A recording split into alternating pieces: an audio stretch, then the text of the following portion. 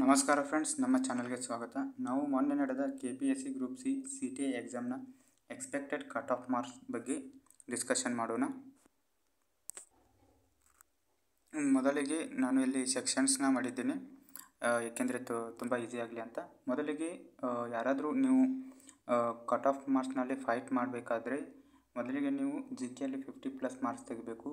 ನಂತರ ಕನ್ನಡ, ಇಂಗ್ಲೀಷ್, ಕಂಪ್ಯೂಟರ್ನೂ ಸಹ 50+ ಮಾರ್ಕ್ಸ್ ತೆಗೆದರೆ ತುಂಬ ಒಳ್ಳೆಯದು. ಏಕೆಂದರೆ ಎರಡೂ ಸೇರಿ 100 ಆಗುತ್ತದೆ. 100ಕ್ಕಿಂತ ಸ್ವಲ್ಪ ಹೆಚ್ಚು ಮಾರ್ಕ್ಸ್ ತೆಗೆದಿದ್ರೆ ನೀವು ಕಟ್ ಆಫ್ ಮಾರ್ಕ್ಸ್ನಲ್ಲಿ ಫೈಟ್ ಮಾಡ್ಬೋದು. ಈಗ ಮುಖ್ಯ ವಿಡಿಯೋಗೆ ಬರೋಣ. ನಾನು ಈಗ ಕಟ್ ಆಫ್ ಮಾರ್ಕ್ಸ್ನ ರೆಡಿ ಮಾಡಿದ್ದೀನಿ.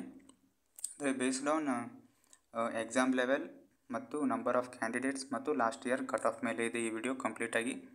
ಈಗ ನೋಡೋಣ. ಮತ್ತು ಇನ್ನೊಂದು ಹೇಳೋಕ್ಕೆ ಇಷ್ಟಪಡ್ತೀನಿ, ನೀವು 150 ಮಾರ್ಕ್ಸ್ಗಿಂತ ಜಾಸ್ತಿ ತೆಗೆದಿದ್ದರೆ ನೀವು 100% ಸೆಲೆಕ್ಷನ್ ಆಗ್ತೀರಾ. ಇದರಲ್ಲಿ ಎರಡು ಮಾತಿಲ್ಲ. ಈಗ ನೋಡೋಣ, ವಿಡಿಯೋನ ಸ್ಟಾರ್ಟ್ ಮಾಡೋಣ. ಮೊದಲಿಗೆ ಜನರಲ್ ಕ್ಯಾಟಗರಿಯವರಿಗೆ ಬಂದುಬಿಟ್ಟು ಅವರು 140ರಿಂದ 155 ಮಾರ್ಕ್ಸ್ ತೆಗಿಬೇಕು. ಅಂದರೆ ಅವರು ಸೇಫ್ ಝೋನ್ ಅಂತ ಹೇಳ್ಬೋದು. ಯಾರಾದರೂ ಜನರಲ್ ಕ್ಯಾಟಗರಿಯವರು 140ರಿಂದ 155 ಮಾರ್ಕ್ಸ್ ಪಡೆದಿದ್ದರೆ ನೀವು ಸೇಫ್ ಝೋನ್ ಅಂತ ತಿಳ್ಕೊಳ್ಳಿ. ನಂತರ 3A ಮತ್ತು 3B ಕ್ಯಾಟಗರಿಯವರು 130ರಿಂದ 100 ಮಾರ್ಕ್ಸ್ ತೆಗೆದಿದ್ದರೆ ಅವರು ಕೂಡ ಸೇಫ್ ಝೋನ್ ಅಂತ ತಿಳ್ಕೊರಿ. ನಂತರ 2A ಮತ್ತು 2B ಕ್ಯಾಟಗರಿಯವರಿಗೆ 125ರಿಂದ 130 ಮಾರ್ಕ್ಸ್ ತೆಗಿಬೇಕು. ಅಂದರೆ ಇದು ಯಾವ ರೀತಿ ಅಂದರೆ ನೀವು ಫೈಟ್ ಮಾಡ್ಬೋದು ಕಟ್ ಆಫ್ ಮಾರ್ಕ್ಸ್ನಲ್ಲಿ. ಆಲ್ರೆಡಿ ನಿಮಗೆ ಲಾಸ್ಟ್ ಇಯರ್ ಕಟ್ ಆಫ್ ನೋಡಿರ್ತೀರ. ಅಂದರೆ ಕಟ್ ಆಫ್ ಕಡಿಮೆ ಇತ್ತು, ಆದರೆ ನಂಬರ್ ಆಫ್ ಕ್ಯಾಂಡಿಡೇಟ್ಸಲ್ಲಿ ಕಡಿಮೆ ಇದೆ. ಇಲ್ಲಿ ನಂಬರ್ ಆಫ್ ಕ್ಯಾಂಡಿಡೇಟ್ಸ್ ಜಾಸ್ತಿ ಇದ್ದಾರೆ. ನಂತರ C1 ಕ್ಯಾಟಗರಿಯವರಿಗೆ 115ರಿಂದ 120 ಮಾರ್ಕ್ಸ್ ತೆಗಿಬೇಕು. ನಂತರ SC ಕ್ಯಾಟಗರಿಯವರು 110ರಿಂದ 120 ಮಾರ್ಕ್ಸ್ ಬಂದರೆ ಸಾಕು. ನಂತರ ST ಕ್ಯಾಟಗರಿ ಅವರಿಗೆ 100ರಿಂದ 105 ಮಾರ್ಕ್ಸ್ ಬರಬೇಕು.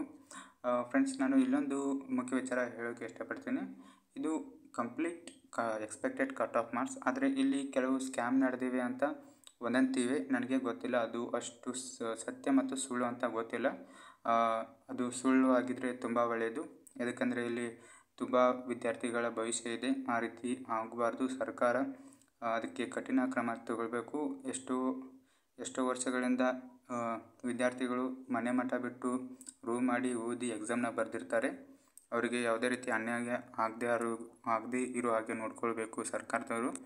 ಆಗ ಈ ವಿಡಿಯೋ ನೋಡಿದ್ದಕ್ಕಾಗಿ ಧನ್ಯವಾದಗಳು. ಆದಷ್ಟು ವಿಡಿಯೋನ ಶೇರ್ ಮಾಡಿ.